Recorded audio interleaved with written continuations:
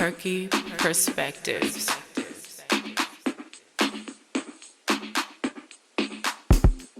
Are you tired of working 9 to 5? Tired of making money for someone else? Feel like you went to school for how many years and only have debt to show for it? Ready to just run away to some island and call it quits? Come talk to me. We trying to rebuild Black Wall Street. This is for us, by us.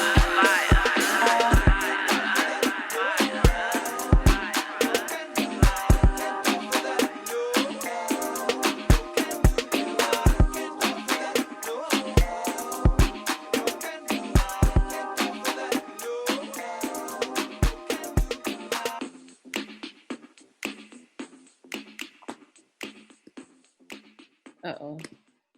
Okay. Hey everybody, this is Perky of Perky Perspectives. This is going to be another Perky Travels Series, Jamaica edition again. So this is where I'm quarantining. Please go follow Perky Perspectives on Apple Podcasts, Google Play, Spotify, Pandora, Radio Public, ICN.Dj/Perky Perspectives, as well as on my website, perksofwellness.org. Also, September is when I'm recording this right now, is Suicide Prevention Awareness Month. So the Forest Nation, which is another one of my businesses, we're doing a mental health and music event. So just go back, like this may have come out after the event. So just go back and look and see what we did. We made a Spotify playlist for it and many other things. If you have something that you want to say on mental health, even if the event already happened, we would still like to hear your story and talk to you about it and have it expressed, because we also are creating a podcast called On the Ground Level. So go check that out. You can follow that at forestnation.com and also for us on Instagram. And Perky Perspectives has a Patreon. So if you would like to become a patron, please go visit patreon.com/Perky Perspectives.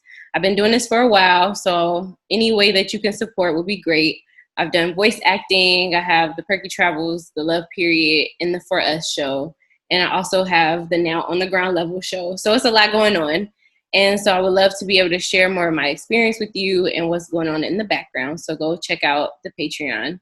Also, I am the nominations lead for the Black Podcasting Awards, which is happening September 27th. So if this has passed, now that this episode is coming out, then please go check that out. We're doing events all throughout the year, but we would like to just celebrate the first year. We had a Kickstarter, which was super successful. We ended up getting like over $9,000 on the Kickstarter, which is going to go to help make the merch and to pay some of the stuff that we had to attain in order to make this possible. But it was the first ever Black Podcast Award, which the idea came about on Twitter. So we're really happy to like finally either have it done by the time you're watching this or be getting it through. Like right now, I'm actually judging. So it's been like a real like big deal. So please go check that out. And outside of that, just follow me on Instagram at Perky Perspectives or my personal Perks or Perky Sexy Cool. And you can see what I'm doing, what's going on with me, even though I'm kind of private. But yeah, I've been quarantining in Jamaica, so you'll get a lot of stuff from Jamaica. But anyway, so today's guest for Perky Travels is Rocky Singh. I'm going to do his intro, but before I do that, go follow his website, become a subscriber to hairmaidenindia.com. He also has a Facebook, Hair Maiden India, and a Twitter, Hair Maiden India. Sorry, they're all the same. I don't know how I'm messing it up. There's also a YouTube page, and he also has his own personal blog and Instagram at Rocky Kandola. And that's the same for both the blog and the Instagram, but the blog is .com. And so just a little bit of background. He's a 34-year-old businessman.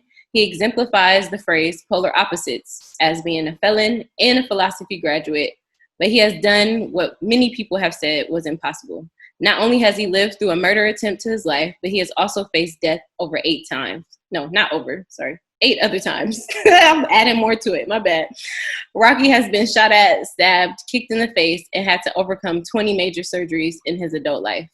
Even as a youth, Mr. Singh experienced his high school years in 9 different facilities and boot camps internationally, but they are now closed due to child abuse, rape, and torture allegations.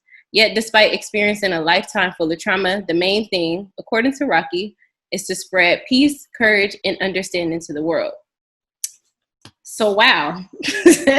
How are you still such a positive person? Like, I got on video with you and you were already smiling. Like, how do you still smile with, like, everything going on? Oh man, that's it's part of the journey, right? It's all came from above. It comes from a place way above me and an energy that I feel that just comes into me and flows into me now. And it hasn't always been like this. I used to wake up in the morning literally with tears in my eyes and I'm sitting in my bathroom and pulling my hair out, wondering how I'm going to make it, you know? Right. So it's part of the journey. And I still have, days where it's a little bit tougher than usual. But now I've got to a certain place where I've learned to understand that no matter what I'm going through, like I say, this too shall pass, and I'll overcome it and I'll get to better places. And that kind of keeps me motivated internally and going forward. Okay. And so you mentioned a little bit about like how at one point you would cry a lot and now you're at this place where it's peace, right? So like I said, like it's Suicide Prevention Month, and major depression and just these feelings of isolation, loneliness, especially right now during quarantine, is a big deal. And there's a lot of people that are going through this right now that are like, I don't know how I'm going to make it. I don't know how I'm going to continue. Where is my silver lining, right? What are some things that you could tell people like that? Yeah, so I mean, it was tough for me. Like 5-6 months ago, when quarantine started, I was actually living in a spot that I was at downtown LA that I was with my ex-wife with for a number of years, and now I've been separated for 2 years almost now. And when quarantine started and I was alone all there, it was tough before that, and it just started to kind of really multiply all the effects. And to be honest with you, suicide prevention month is the best time to talk about it. I would have dreams where I'd wake up thinking someone was in my apartment, where I would hear her voice saying things, where I would just think that there was some kind of negative or weird or energy field in there that was going to really hurt me or something's going to happen to me. And it sounds so simple to say. One of the biggest things is to start to shift that mindset, is to shift that thinking away from that onto something better and more positive. And the way I did that was through listening to a lot of positivity on YouTube podcasts and reading books, and incorporated with meditation. And some people can call it prayer, some people call it meditation. I started doing it by literally I remember the day a couple months back, I was wondering what I was going to do, how I was going to do it, and I started talking to myself. And it sounds a little crazy, but I burned sage, I turned the lights to a certain temperature, I put like ocean wave music on, and I was talking to myself as God talking to me, and me using both voices and asking myself questions and like being positive about how I'm going to get past this. And it was, my hair would stand up because I would ask myself, like, what am I going to do? I feel like I'm not going to make it anymore. And I would talk to myself as God and be like, Rocky, you're going to be okay. Keep doing what you're doing. This is all going to pass. You're going to get better. It's questions like that would go back and forth on. That included with physical exercise. And this is all stuff that people talk about a lot, but Right. a lot of people don't practice enough. It really does help beating and battling depression. My whole life, after the schools and stuff, I kind of went back and forth with depression and suicidal thoughts. I remember when I was living in New York, I broke up with ex girlfriend, and I would wake up at my apartment with a bottle of Hennessy and a pistol in my hand, and not remembering what I was actually doing with the pistol, or obviously I drank the bottle, but I mean, I would just wake up like that. And, Wow. that was when I Blackout. was, And when you come from your blackout, this is what.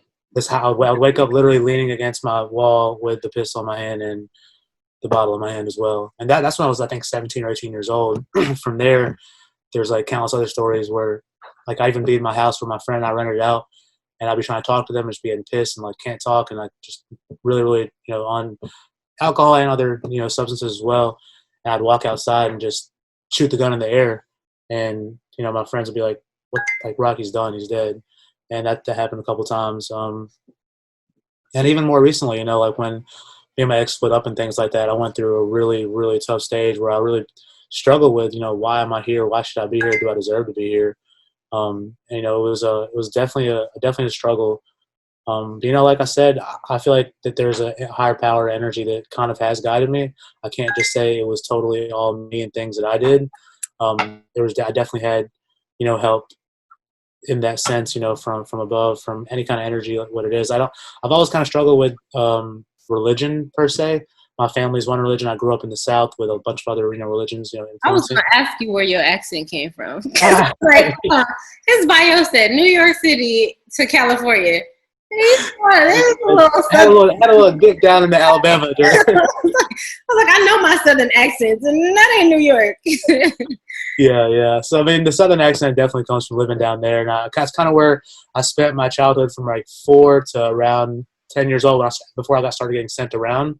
And then after I got sent around and came back and went to college, I started college in the South, went to New York for college as well, and then ended up, getting locked up and, doing time in Alabama State Penitentiary, which is where I kind of got stuck in Alabama for about 7 to 9 years. Okay. So, yeah, how did you end up going from, I don't know, like what started you on the troublesome youth like path? Because like you were saying you went to boot camps and facilities all around the world. Like I didn't know that was something that we did with our like I know other countries, but we be sending people out the country for facilities and boot camps. Like What's so wild to me is it's so normal that when I do podcasts and I hear people like you just say like, what, they do that? It actually checks me. I'm like, wait a minute, this wasn't totally normal what happened to me. And what I went through, and it's not a negative thing in my mind anymore, but when I was going through it, obviously as a kid, it was tough. So it started, a little bit background. My parents are Indian, traditional. They were born there. They moved here before I was born. I was born in New York. And I grew up, in the South, actually. I was 4 years old when I moved down there. So in the South, you want to go outside, play around. I used to have girls as next door neighbors. I wanted to go play with them, play hide and seek, play tennis, just be out and about. As an Indian model kid, you don't want to be doing that. You want to be at home with your parents, studying, cooking, cleaning, doing what your parents tell you to do, not talking back, not disagreeing with them. Perfect A's in school. A 98, 97 is not good enough. If you have a 97, 95, 98, you need to find out why you don't have 100. That's the model Indian kid. That's the model that you're supposed to be. And it's not me. Yeah, I was like, it seems very rigid.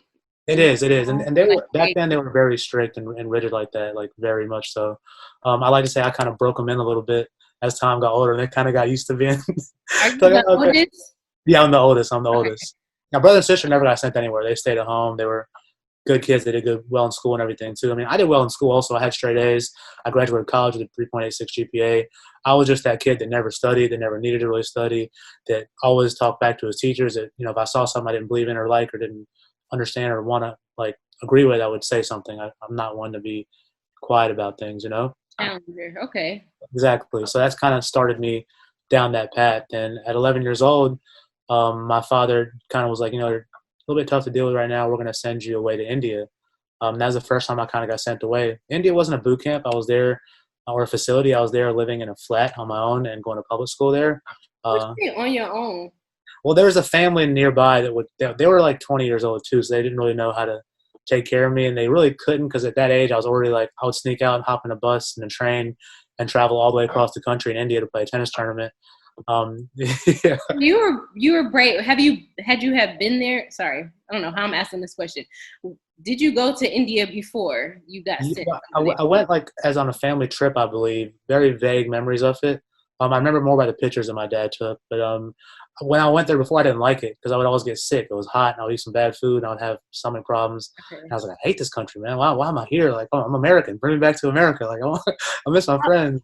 Okay, so I guess I'm curious because, I mean, some people that travel, they still only travel a little bit. It's like I go to the country, but then I stay in this one spot. And then you have other travelers that go and they I'm going to go see everything, right?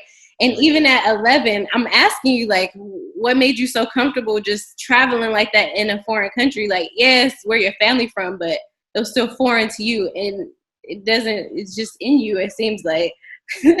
That's a good question. I guess you kind of answered the best way I could, too. It must just be in me because I don't ever remember having fear or being worried. I was just kind of oh, this is where I'm going to go, and I got to figure out how to get on the bus and get there. And, yeah, I never was really worried about much. The thing that scared me the most, I remember when I got to the tennis tournament I spoke of in Chennai, was called Madras back then in South India. There's a road that didn't have any traffic lights on it. And there was 3 lanes, but the cars, the way they drove, they made it 6 lanes, scooters, and they just didn't stop. Mm-hmm. And the thing that scared me the most, how do I cross this road? It took me, I remember, half an hour, 45 minutes to cross the road, but I kept waiting. I was like, how do I get across this road? Right. And finally, this old lady, she was just crazy. It's like fish in the sea out there the way they drive. But this old lady just kind of walked casually across, and I saw her going. I was like, oh, shit. Did you follow behind the old lady? I kind of stood right behind her, and like kind of the same thing she was doing, just kind of like letting one car go, taking one step, letting one car go, taking one step, and I made it across the road eventually. That's funny. That kind of stuff. Help her cross the road. She helped you. She helped me across the road. Yeah, she was old lady, like not like she's older lady. Like, yeah, man. I guess when you grow up, like I see that out here in Jamaica too. It's like a totally different world. Like everybody's pretty independent. 100%. Okay, so when you first went out there, you're this 11-year-old that somehow is grown. You like a grown man, basically, traveling around the country. You got some people that checking on you, but you like, whatever, I'm gonna go get on the bus and do what I gotta do. Like, what happened from there? Like, I made friends, right? I played a lot of tennis. I made friends, and they were all like, teens also. But I mean, they were Indians, so I kind of like, they were like, we're doing this, we're doing that, and like, no one else my age, I was in school there too, could do the things I was doing because they were forced to be model Indian kids, study all day, study all night, come home, make tea for their fathers, make tea for their mothers, massage their feet, and then go to sleep. Yeah, I mean, it's a lot of that. I mean, it's a very respectful way. It doesn't come across as like horrible. Like it sounds pretty crazy, but it's actually wondering like, where's this massaging of the feet? Like, do I need to have children? It's one of those things like, if you're a nice Indian kid, like and your mom needs like they call it a cookie or something like that. I can't think of the name of it right now in Punjabi, but just like you just nicely like squeeze your mom's leg because she's older and she's been on her feet. Oh, okay, got you. It wasn't like a routine thing. It was like if she came home and was like, "Oh, my feet hurt," you would want to help her. Oh, exactly. Okay. I thought it was like part of your night routine, like make the tea, massage your feet. Like. The tea is pretty huge in the culture. That was kind of part of the routine, but the massaging thing is not something that they're like forced to do every day or something like that. But it is something that a good like that's what like oh he's a good kid. He's like they call it changa bacha. That means like good boy. Like okay, that's what the good boy would do. So. And you were not that. You were doing the opposite stuff. I was the one that was like, Mom, I need a back massage. Okay. Mom, scratch my back, please. So they got a little stressed from having to raise you. How long did you end up staying? Like, did they send for you, or how did you end up going into these boot camps? But this was, I was gonna say, was kind of like a pattern in my life. I was always like gone for 6 to 9 months and home for about 6 months, and that happened from 11 to 18. When I got back from India, I got transferred to a new school, new group of kids and everything, and my father had already taught me how to drive. I think I was coming up on 12, maybe 13 at this point. And so when he taught me how to drive, I figured that, hey, I can do what I want to do. I've already lived across the world. I might as well start taking his car out. So in the middle of the night, I would sneak out of his like elaborate alarm system, keep my window open, jump through the bushes, put his car in neutral, push it down the road, and go joyriding to like Taco Bell, to Crystals, and pick up my friends down the street, Kevin, Jacob, different people like that, and just go joyriding. And eventually that caught up with me, and I got caught one night by the police. And instead of going to tennis camp the next day, my dad shipped me off to boot camp in Mexico. And that was my first boot camp. That's basically the closest way to describe that in a short sentence is living hell on earth. The place, honestly, prison was fun. Literally, prison was fun compared to this place. Like, is it because it was in a whole different country? Like, what made it so terrible? So when you get there first, like sometimes your parents with you, sometimes you get taken away in handcuffs and flown there by escorts. Like they wake you up in the middle of the night type thing? That happened to me on my second boot camp. The first one, my mom took me. The second one, I got kidnapped away in the middle of the night. Yeah. So when you get there, you walk through these double doors, and when you get to the other side of the double doors, the lighting changes. You get taken to a room upstairs. You hear nothing but kicking and screaming and yelling everywhere. Your clothes get stripped down. You get strip searched, bent over, cough. Your hair gets shaved off. And you start getting talked to in a way that like your body just can sense the danger, can sense the physicality of the place.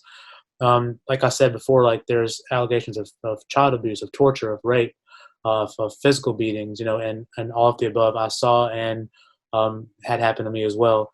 The mental side of it is brainwashing. It's horrible. You can't look out of line without permission. You can't speak without permission. You can't stand up or sit down without permission. You can't talk to anybody next to you. You don't get condiments on your food for the first like 20 days. You sleep on the ground for the first 10 days. You're woken up in the middle of the night at 2 a.m. to go outside in the rain and count down from 100 or wherever it is. It's just very structured, very regimented like place. Like, oh, so that wasn't a punishment. Like everybody for the first 10, 20 days had to do those things.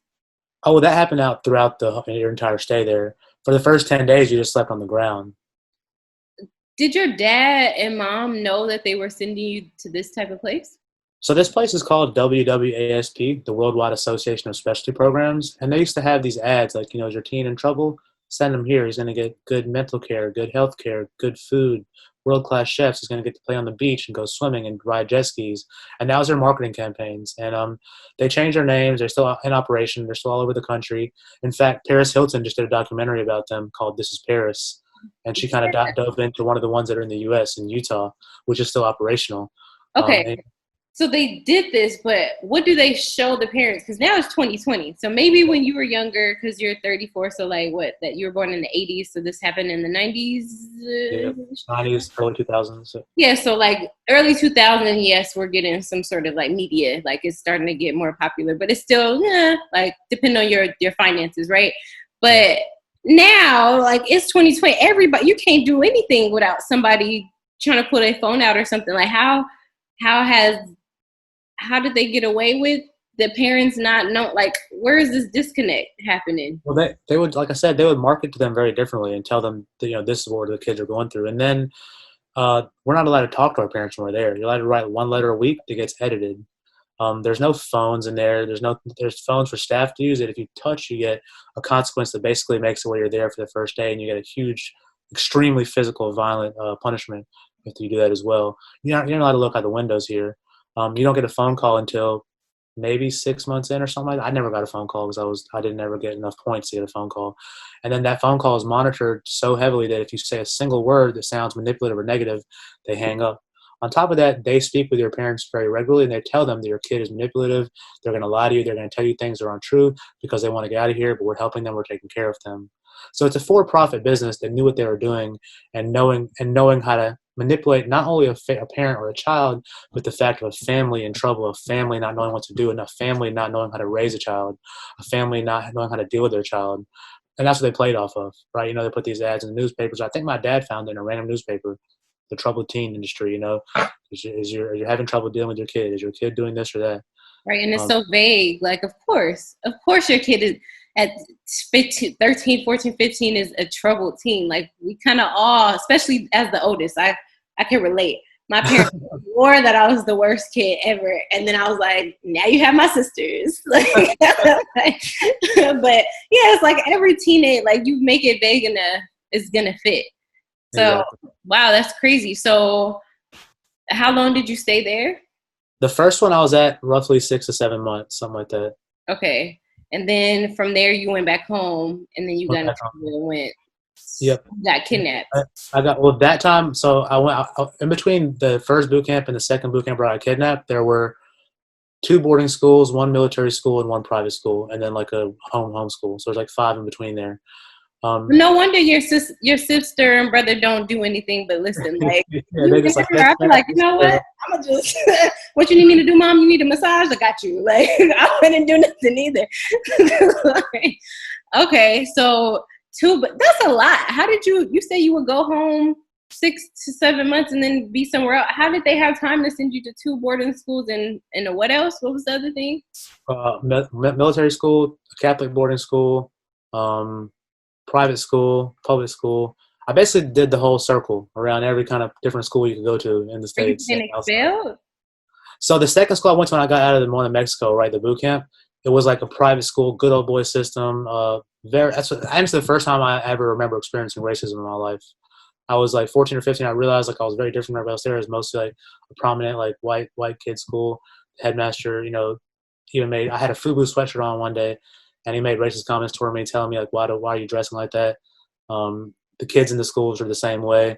At that age, I didn't really feel it properly because I wasn't used to it. It was so sudden. I was living in Mississippi before that, where my dad is a prominent, part of society there. And then when he sent me to school in Alabama, which was like the next town, we didn't know anybody there. So like, I got a lot of like, random like stuff towards me. And as an adult, I remember all these things because I know how big of an effect they actually had on me. But at that point in time, I was just ashamed of being who I was. I was like, why would I have to be brown? Why would I have to be Indian? Like, why can't I just be like the little kid over there that has all the attention, that's doing good, that everyone likes, you know what I mean? Right. So eventually one kid called me the N-word, sand, and I was like, if you say that again, I'll kill you. And they expelled me from there for that. He called So you a sand in word. Oh, is that? Oh, I didn't know that was one that's of. the thing. I've heard that a few times in my life. So, what part is supposed to be the worst? The N word part or the sand part? Like, is there? Are Honestly, you trying to say it's growing up, that bad to be us that you're a sand version of us? right? I mean, growing up, all my friends have always been black. So like when I went there, even past school in Mississippi, like all my friends are always black. So like when I got there, like to me, both of them, like I didn't like either of them. And then the fact that I know you're trying to say something about me racially as well, it was all just like I didn't know how to take it at first. I was like, because I never, and in Mississippi, I never had to feel that. No one ever made me really too much feel like I was not part of the group. You know what I mean? Not part of the classroom. That right there is a lot for you to say. Because when I hear Mississippi, I'm like, I don't want to go there for any reason. Like, See, so I was younger though too. I was in elementary school, and like my father, like I said, was a prominent physician in town. So I think that had a lot to do with it. Like a lot of people didn't know who I was, like but like they knew my dad, and they were all respected my dad because my dad saved half their grandparents and their parents' lives. right. Like I really didn't. I didn't. It was a very small, less than 20,000 people back then in the entire town. So like, and there was only one cardiologist back then. That was him. So like, I didn't really feel any kind of. I don't remember feeling any kind of racism at that point in time. But I mean, later on in life, when I went back there to school later, when I went there as an adult, I mean, I have crazy stories. Like one of my dad's friends that he made follow me around town was a member of or his parent was a member or a grand master or something in the KKK, and he would bring me to his house and show me his guns and say, "Rocky, you better stop hanging out with Kevin and Lonnie. There's gonna come a time when you got to pick between us or them." Blah blah blah. Like, yeah, Oh, um, yeah. Grandmaster is pretty high. yeah. And Okay. he would like that was, and I mean I tell my dad all the time like he's racist. Like why do you even know him? He's like he's a good guy. Don't worry about it. And as we got older, my dad finally started to say, I understand what you're saying, and I've talked to him about it. And I think as he's gotten older, he's kind of changed his ways a little bit. The guy in particular I'm talking about. But I mean, I never listened to him. I mean, like I told you, like I'm who I am. Like you can't beat me, scare me, or convince me to do anything I don't want to do or be anybody I don't want to be. And that goes tenfold for my circle, my crew, my group, my friends. So. Okay, nice. So how fast forwarding a little bit through the boarding schools and the military schools and everything. At what point did you end up going to prison? So when I got out of the second boot camp that I went to, that I got kidnapped to, I was kind of like I was 17. I had graduated high school. I started college in Alabama, and I was just it's me against the world. You can't tell me nothing. I'm diving headfirst into the party, the drugs. I learned in Mississippi I could buy some weed and go sell it in Alabama for double the price because the kids out there I knew were from private schools and they paid double for it. So I started bringing stuff back and forth from Mississippi to Alabama. And a short couple of years later, I started dealing in cocaine as well, and eventually had an undercover sting operation where it was called Maxent. The feds and the state and the local police all worked together and had an undercover operation with a controlled sale, audio and video on me, and got me on that. They watched me for about 4 months, tried to build a case on me, had other undercover agents come out to me to try to make purchases. I knew something was up. I didn't really deal with them. And September 11th, eventually, on September 11th, I'm not sure what year exactly I got arrested. I think it was like '06, maybe '07. I went to court to pay a traffic ticket, and they snatched me coming out the courthouse, took me away to an undisclosed location, questioned me. I wouldn't cooperate with them. They took me to jail, sat there, and then eventually went up the road to prison and spent time, about 2 years, 2.5 years in prison, Alabama State Prison, including 22 months on house arrest, a year in rehab, 6 to 9 months to a year in jail, off and on, different times, um, probation, parole. I did the whole circle with the Alabama State system also. So you were that big of a. No, I looked louder than I was at all. It was the controlled sales for an 8 ball of coke. I had a Mercedes, and my parents had Mercedes, and I would drive downtown and go party and switch cars every night, like switch cars 3 times in one night. I had a lot of girls that knew me. I used to have a stripper pole in my bedroom with a big black light area and party thing, so people would come Oh, at night and party. Yeah, so like, I just looked louder than I was. I wasn't really like any kind of big time dope boy. The okay. charge they gave me was a distribution charge. For my sentence, I literally had the worst possible sentence you could get. The guy in the cell next to me in Alabama prison was a white dude that was on a motorcycle that killed somebody driving drunk and had the exact same sentence as I did and served less time on it than I did. So it was more of like the Your judge was going up for background? election. Say Oh what? no, say I was about to ask if it was more your background, but you said something about the judge. Well, so the judge was going up for election one. Two, a year before that, this kid tried to take advantage of my sister, rape her, and throw her out from a moving vehicle. And me and my homeboys from New York came down and basically beat his ass, and one of them robbed him. And so they were all on camera at school, and they wanted me to tell on who it was. And two of them were my best friends. And I was like, oh, I'm not telling you their names. I don't know who they are. I told them I picked them up from the hood around the corner. I dropped them off right there. And I told them, y'all need some help. Can you help me out? And that was a story I ran with, and they always wanted to know the names. I never would tell them. So they put me on like a psych ward for a while, and the judge in there wouldn't let me out because it was his son that was in control of it. And that's when they started watching me. They were like, oh, we're gonna get something on this kid. We're gonna find a way to get him. And they eventually did. So. Wow. Well, I mean, I'm glad your sister has somebody like you to help defend her. Not a lot of us women, when we have things like that happen to us, have somebody to come and, I mean, I know in the moment, you know, there's nobody like there, and that's already scary enough for you to experience. But at least to have somebody come and defend you afterward, like, it means the world, because you see how people act. The judge is taking up for his son, even though his son was in the wrong. Like, come on. And you're a judge. Like, how am I supposed to trust you? And the son admitted it too. You know what I mean? And they were still like, yeah, the son was like, yeah, this is what happened. I mean, he didn't like physically get inside of her or anything, but he was trying to, and then he pushed her out of the car. Right. You know what I mean? Because it was like, we didn't have any words or anything. We just literally walked up to him and just started swinging. And I mean, what is there to say? Nothing. So I definitely, anyways, yeah, sorry that she had to go through that. Okay, so then you ended up getting thrown in jail, had to go through the whole process, house arrest and everything. So at some point you ended up, and I'm fast forwarding, but at some point you ended up having like a well-known, like on a very prominent part. Well, you moved two different prominent parts of the LA area, LA County, which is big for everybody that doesn't know. So downtown LA to Beverly Hills, or was it the opposite? Downtown.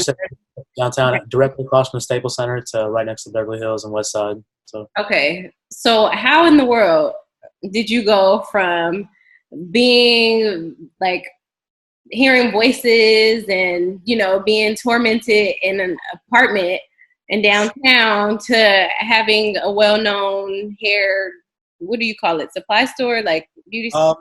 Well, some people call me a hair vendor. Some people call me a hair god. I just say I deal in hair extensions. Go hair god. Why not? They tried to say that about me. At first, I was like, no, and then I was like, I guess they're saying it. Whatever. I might as well accept it. I can see this Zeus like figure like coming through light and like like that's what I see with hair flowing. Obviously, hair has to be flowing. If you see me like on one of my joke videos wear a wig, you kind of get where the word came from. Different though, right? Okay. So, yeah, sir, how did you become that title? So I can give you like the quick run through. When I got out of prison, I actually made this business plan in prison. When I was in Alabama State Prison, I was working on a lot of different business plans. We used to have stolen and snuck in cell phones, and we'd like call out and try to find out pricing information about the hair industry on. And I was thinking about other things as well. When I got out, I kind of got back in the lifestyle for a minute, like of selling, of partying, everything else. And one day, my dad kind of said, hey, I think you might want to get out of town. I don't think you're doing any better here. And he came at me really nice and subtle. And I was like, you know what? You're right. I left everything I had behind, my friends, my girlfriend at the time, the identity that I had created by going through prison, the street cred I had from going through prison, everything I thought was important to me, and left. And went to India and started living a clean life. And while I was there, I had the opportunity to revisit the business plans I made in prison. And I kind of slowly put that together. I also met my ex-wife at that time, and, we kind of built the beginnings of it together there. Once I got back to the States with her, we got married, like within knowing each other for 3 or 4 months. And we kind of broke it off maybe 18 months later. We didn't really last very long. We're still friends to this day. We're amicable. We talk and stuff like that when we need to. Are you business partners still? No. I started the business, like the LLC and everything, before we were married, actually. Oh, okay. So the LLC and everything was formulated before we actually got married. And I mean, for the first couple of years she was with me, like, it was like mutual. We spent the money that we earned together and things like that. And in the beginning, I was still teaching tennis. She wasn't allowed to work. So it was tough. Businesses don't just, happen overnight. It was very tough in the beginning. We're in New Jersey. My dad was still helping with rent. I was paying the bills by getting tennis lessons and teaching tennis lessons every single day and working on the business on the side. Eventually, we made it to LA, and that's when she kind of left. And I was living with her family there. So I was kind of in a position where I had a minivan, a couple suitcases, and a backpack, and I was basically homeless. So I was drinking every day at this point, like, like just not smoking weed every day. But I was still meeting my clients I was driving all around LA, wherever they called me to come to, I'll come there and meet them. And I think, and those clients still work with me to this day. And I think the reason why is because they could tell that I was going through things and that I was still present, still answering my phone, still being there. I was just really being real with all of them. Like, hey, I need to do business. I want to do business. I'm here for you. I'm here to work with you. You can call me any time of the day or night. I'll come to you. I have product. I'm giving you a good price. I want to work with you. And that's what I started doing. And eventually, I got to a point with a felony background, no work history, no job history, no credit, nothing like that, to a place in downtown LA that said, hey, if you show us X amount of dollars in your bank account, on your business bank account, we'll let you move in.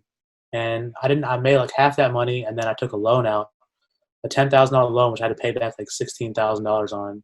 I took it out to get that spot, and I finally got that spot, and I did that to basically get my ex back, and she came back, and we lasted maybe less than a year this time, which was a spot in downtown LA, and it was a live work loft, 1,400 square foot, beautiful place, with a front 400 square foot was the showroom of Fairman, India, and I ran it with her and then without her when she left for the next 2.5 years or so.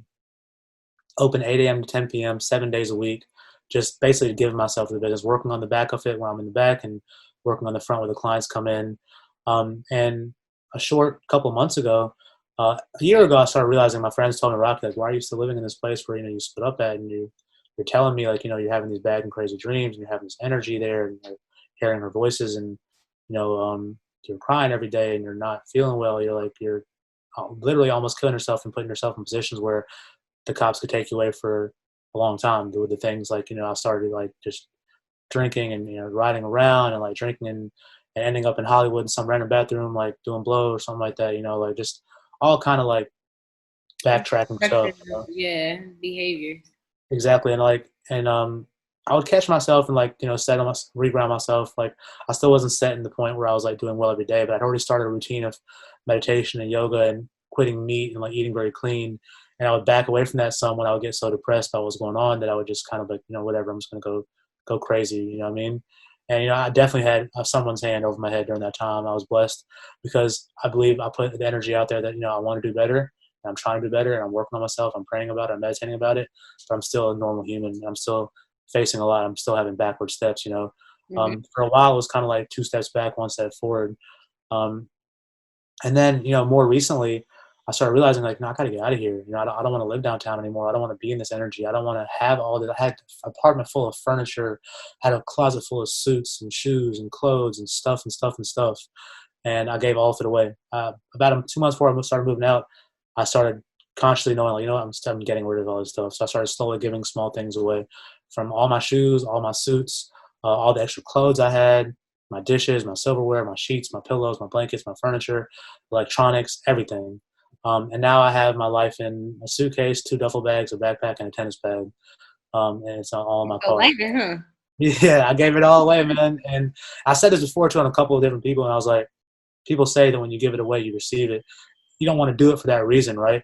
But it's so scary to do, and it's ridiculously true, man. Like the stuff that's came to me since I've made that move and gotten away from there. I'm like surprised looking at it. It's literally it touches my heart. It gives me chills, and it lets me know that I'm on the right path, moving forward. And that right path was Beverly Hills. I was so scared to leave. One big reason was because I'm a convicted felon, and the spot downtown helped me out and didn't check my background and let me move in. And I was so scared of moving out because of that. And then when I started looking for other places, a lady told me, I was like, oh, you were convicted 10 years ago. Don't worry about it. We only check back 7 years nowadays. Mm-hmm. And I was like, I didn't know that. That was kind of keeping me stuck for a while. I'm really glad I know that now. And then now you also have a history of staying at a place long enough. So like. Exactly. Exactly. I kept it very good with them. I kept I used to bring the guys coffee and donuts in the morning. I know all the security there. I was very, I love people, right? I love new people, different people, and I'm very personable and I like to network. So I'll talk to anybody around there. I'll make sure I know my neighbors. I know everybody who's there. I recently, actually, me and my girlfriend were driving to Vegas a couple of days ago, And like, she's like, I want to stop and see your old place. We stopped there. I said hey to my neighbors, and like, she messaged me. She's like, oh, it's so cool that you stopped by. I was just talking about you in a meeting earlier today. Nice. The security guard was like, oh, so good to see you, man. Like, just take care of me. It's good to see you. And it felt nice. I mean, like, to go back, because I was really grateful for that place, but it had ran its course, you know, like I'd been there, I put the time in there, I worked my ass off there. It was time for me to move on. And I was just really scared to. Yeah. That fear definitely can push people to the failure that they're afraid of in the first place. But you know, that I believe is what truly makes somebody I think that's the difference between just trying to start a business and being an entrepreneur. You know, you have to be able to be okay with failure. Like, obviously don't just be like, yeah, I'm a failure. But you know, like, just something is gonna fail regardless. To me, like, go ahead. I'll say, to me, like, so I don't like to label as a failure, because like I had plenty of like quote unquote failures within this company, and for me it just taught me so much. Like, it's honestly kind of fun to fail and kind of fall on your ass and have to like start the groundwork and do it again, because you learn so much more from that than you learn from just being successfully perfect all the time. Like, the stuff I learned when I failed, like in learning about merchant disputes, learning about chargebacks, learning about how I need to watch customs control, learning about not knowing how to do my taxes and not putting taxes on my customers' invoices, and how vendors can screw you for $12,000 to $15,000 if you don't pay attention and be careful. Like, all those like mistakes that were pretty huge that I made, I was able to bounce and shift around and make different ways for them to work. And they taught me how to run a business, how to run any business as far as a financial logistical standpoint comes. And I've talked about other business owners, and I've been able to help them out as well now, because it doesn't matter what industry you're in. These are all key points you need to know in business, and it helps out. And that's, like you said, what an entrepreneur is. Like, you're not afraid of the failure. You're very adaptable. You can take the punches and roll with them. And because any business is going to have that. Nothing is going to be like, oh, I'm starting this. It's going to be nice and perfect. I'm going to keep doing it. It's going to go exactly how I want to. Because we make plans, right? Most of the people I've seen make plans, it doesn't go that way. You'll get to the end goal eventually, but the journey will go all kind of zigzags. It's just wishful thinking, basically. Exactly. You'll will that if you make plans and you know you have that positive outlook, you'll will the outcome, like you said. But that process is gonna be something else. Okay, so you spoke a little bit about like giving feedback and tips and stuff to other business owners, and you know, like I've talked a little bit about my background. I like that. What's wrong with that? My background. And I'm like super into activism and making sure that everybody has opportunity, and especially industries that touch people that look like me. And like, how can we be a part of it, or how can we benefit off of something we put so much money into? I even like pulled a statistic. Okay, it says, and I'm going to just say Black diaspora. The Black diaspora spends 1.2 trillion each year, and that number is projected to rise to 1.5 trillion by 2021. In 2018, the Black hair care industry raked in an estimated 2.51 billion. And as Black consumers, they have progressively made the switch from general products to those that specifically cater to them. In 2017, African Americans captured 86% of the ethnic beauty market, accounting for 54 million of the 63 million spent. That's huge. In 2017, we also spent 127 million on grooming aids and 465 million on skincare. So even out of those two huge industries, the hair care is still like such a big deal. And like, you decided to go into that industry, and a lot of the people, like I said, that look like me, they pay into it. So like, in what way can you give them tips on how to not just be a consumer? Got it. So first of all, and I was discussing this before as well, there's kind of two angles. One, a lot of people think that, you know, or so we're saying that a lot of Black girls, a lot of Black people aren't getting into selling hair. What I see is totally different. The last 3 years, 95% of my clients I deal with are Black women, Black men, and owners that are looking to start businesses and work with me on it. Mm-hmm. That being said, these beauty supply stores and stuff like that is not something I compare my business to. That, in my opinion, is a whole different kind of thing. That's like a lot of Chinese products they sell, they franchise those. That goes to business owners who want to franchise out, which is not a bad business model, but it's not what I do. So what I do for my clients, which, like I said, are 95% Black girls, Black women, Black men, I give myself to them. They can reach me 24/7. They can use me 24/7. I'm here for them. I work with them very, very closely. I put a lot of free content out showing what the hair industry is about, what's happening, what games are being played, what happens in India. I take the time to travel there a couple of times a year and bring people over there a couple of times a year and show them what exactly this hair industry is all about. Okay. On top of that, like as far as my staff goes, and I don't think I do this on purpose. I don't do it on purpose. I don't like, oh, I'm looking for a nice little black girl to pick out. Like, nah, like I vibe with certain people, and the people I vibe with happen to be black versus other people when it comes, especially when it comes to like someone I trust and want to work with closely. So Miranda, my chief of staff, I've known her since college, been a friend of mine since college. She's a black woman who's actually an officer from the state of Alabama. Aquarius, she's worked with me for 2 years now. She's a black woman that lives here in LA that's actually been through some of the similar things I've been through in my past as well. And they are the ones that I've worked with a lot of people. I've tried to hire a lot of people. I've hired a lot of friends, who all happen to be black as well. Like, I'm not saying it on purpose. Like, this is just really what it is and who my friends are. Okay.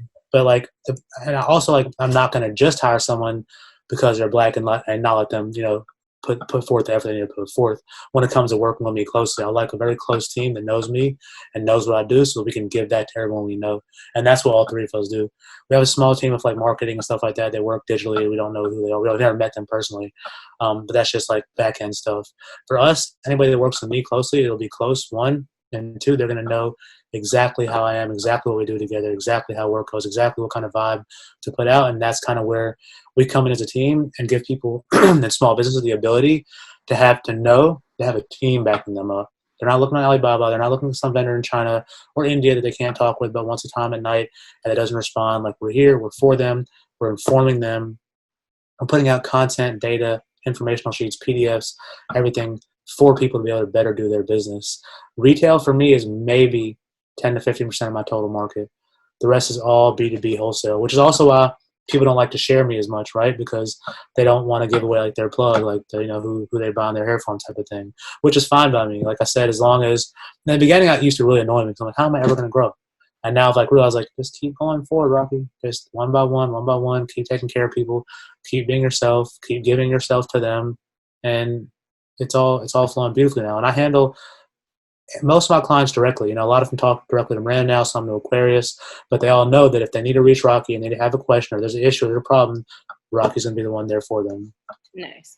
Okay, so what's the best way for people to find you and get involved? Got it. So, and I hope that's okay. Like, I'll give my direct number out. I don't have like an answering service with robots or anything like that. I'm a very hands-on personal brand.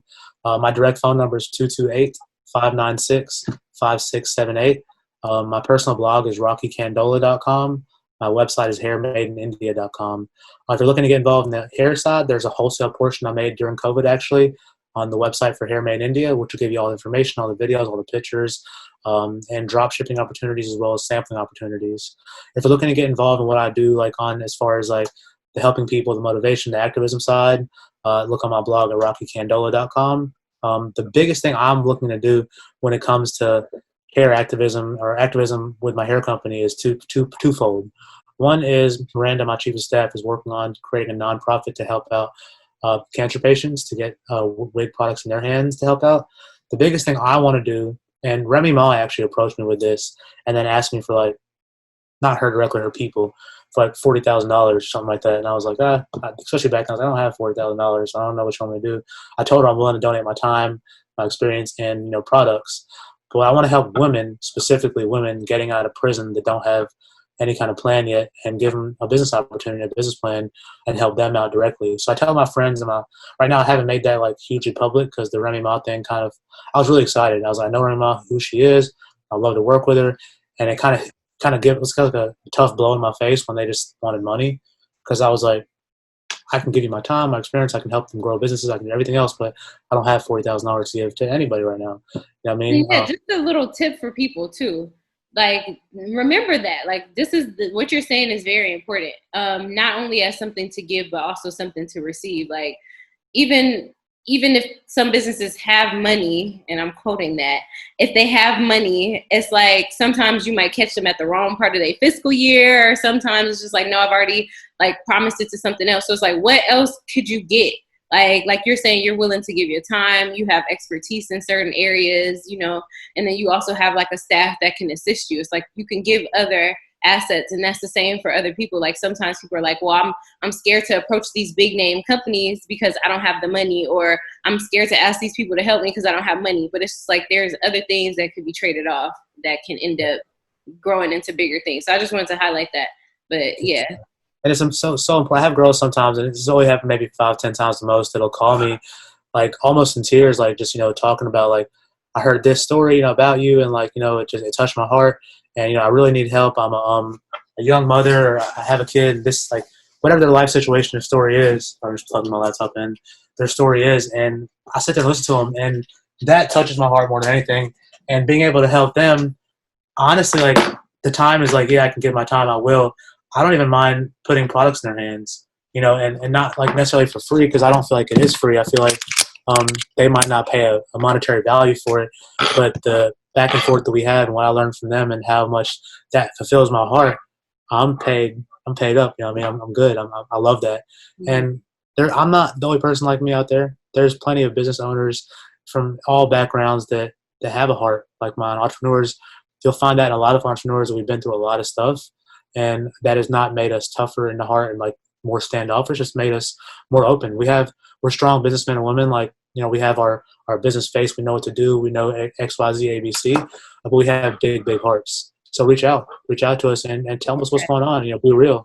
Well, I would definitely like to involve you on the For Us platform that I'm doing. Like exactly what you're talking about, helping business people, helping people create plans and actually learning how to execute them, and all those little things like you're talking about, chargebacks, things like that. Like the things that you think what's going to happen, but you really don't until you live it. Like how to not, like we already talked about plans and how that goes, but how to sometimes prepare or at least think ahead enough to protect yourself, like those little tips. And I would love to be able to offer that space. So definitely we'll be talking to you more about opportunities like that. And I'm also like, because I'm here in Jamaica, I'm like, in what ways can we assist like other countries? Because like you said, like you do things like in other places, and you have like the groups in the nonprofit side that you're trying to do to assist. And my little brain is like, how is everything gonna work? Like I want to know, and I'm curious.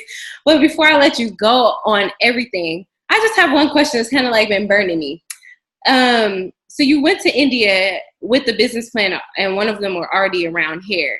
But for those that are like, oh, how stereotypical, like Indian person doing hair, like how did that first even become an idea? Like what made you choose hair as one of your business plans? So it was me and my homeboy, I'll say his nickname, Ja. He was basically a kingpin type of style. Like he did a lot more time than I did from ATL and Jersey. And we'd sit there and rap back and forth all day long about different business plans and what to do. We kind of were looked up to in the dorms because we had, the food and the money, and we're able to pass that along. And instead of like going outside and doing what everyone else was doing or smoking, we sit there and make business plans. So I still have this piece of paper, and we wrote it together, and he'll help me out with it. And basically it was a picture of, I'm a really bad drawer, so it's stick figures.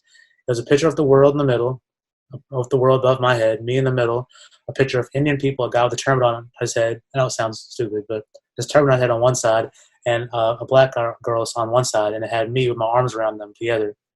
And that was just the thing. I was like, Josh's sister told him, he's like, yo, none of these people are being real. They're all being fake. None of them are giving us Indian here. They're all playing games with us. And I was like, well, I'm Indian. I'm going to come in and do that. And it sounds stereotypical, right? But go to hair shows. Go view hair vendors. Go find people. You're not going to find nobody else like me that does hair. Nobody. I think there's two guys that are about 10 years older than me, one in ATL, one in Jersey, that kind of do it like me, but they don't talk like me. They don't get out there like me. They don't know the community like me. They haven't lived in the community like me. They haven't been through this stuff. Like, they don't know what it is for real. And that's what it was. So for me, like in the beginning, all my friends were like, what, you hair? Like all my friends have seen me do everything from selling dope to selling shoes and to washing cars, to working with my dad at the hospital, to teaching tennis, to labor jobs on the Alabama Railroad, and to toting tile for construction companies, to server's assistant. And they're like, oh, now you're doing hair. Like, okay, sure. Yeah, we'll do that so much. Yeah, I mean, so like, and now a lot of those friends call me finally, and like, damn, like, you've been doing it for a while. And my girl, she wear hair, man. So hook me up. Yeah, I got you. Call me. Right, but that's good, because that's like part of when you're thinking of your business plan. That's part of what they say. They like, you want something that other people want, but then there has to be something that makes it unique. and both of those, like one or the other, is going to trip you up. You're like, okay, like I got the hair thing, but what's making me stand out? Or I know what makes me unique, but what is it that I'm going to do to connect to other people? And like you say, you were able to find that niche. And although you went through this journey, now like people know you for hair, and that's wonderful, because that is hard to like switch up the people's perception of you sometimes, especially if it, whether it's positive or negative. Like you say you did tennis, I used to run track. I have people still that like, oh, do you still run track? And I'm like, bro, I haven't ran track in like, I don't know how long. But it's like, that's how they see me. And so it's like to switch that definitely was a big deal. So I definitely can relate. Okay, so yeah, people can find you Hair Maiden India, right? Or Rocky Kandola. I'm making sure I'm saying it all slow, like I'm gonna mess it up. So, okay, so it sounds like it's spelled like it sounds, basically. And if you Google either one of those names, you'll find me on pretty easily. I'm all my direct contact info. I'm like one of the easiest people to find in the world. It's all out there. It's all public. I'm on every you're platform. friendly, so you're easy to talk to. So that's nice. Unless you catch me like at 2 a.m., which some girls call me at 11, and they'll be like trying to have a conversation for a long time. I'm like, I know I answered, but I got stuff to do right now. Can you just hit me tomorrow, please? But okay, so to end it, can you leave the audience, the people that are stuck at home, or you know what? How about this? Not just a positive note. I don't want to leave on like such a cliche. I want you to leave on this note. How has the quarantine affected you? How has COVID specifically, I guess, affected your business? And what would you say to people that are scared to start, even right now with all this happening? So in the beginning of COVID, I was scared. Personally, what we do personally and as entrepreneurs affects our businesses as well. And I was worried business was going to stop and slow down. However, I had an actual 400% increase on e-commerce during this time because I had the time finally to sit back and work on back ends of my websites, put content out there, make new platforms on my website. And that has really, grown my business beyond really what I could have imagined last year at this time. And COVID actually, ironically gave me the time to do that. And also gave me the time to sit back and make the move to Beverly Hills and realize that I need to shift my business model around a little bit and also make my showroom by appointment only. So honestly, I feel bad for all the people that are hurt, that are sick, for what's going on in the world. But I'm kind of grateful for the time and the space that COVID has given us.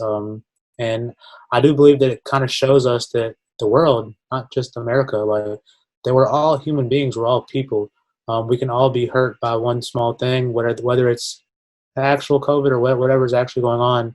We can all be affected so easily by one thing. So we should all come together as much as we can and break down these barriers and walls of culture, religion, race, and sex that we put between each other, and just have love for our neighbors, have love for humanity.